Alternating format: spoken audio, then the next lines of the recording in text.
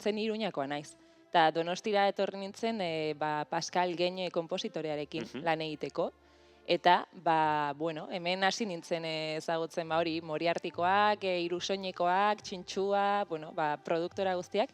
Eta hori, hemen hasi zen niretzat aukera, eta gero egia da, zinema munduan, ezakit pelikula bat egiten duzunean, hori jartzen, eskaparate batean bezala zaudela ja, eta estatu mailan ikusten badute zuke pelikula bat egin duzula, eta erlazioa eta ondo izan dela, normalena da, oportunitate hori ematea. Eta horretan, niretzat Lara Izagirre oso pertsona importantea izan zen. Ze lehenengo oportunitate edo aukera hori berak eman zidan. Norarekin izan zen? Norarekin izan zen, bai. Eta berari esker, izu, ja hori, egon nintzen horre visible guztiontzat, eta hola hasi zen pixkat nire trajektoria.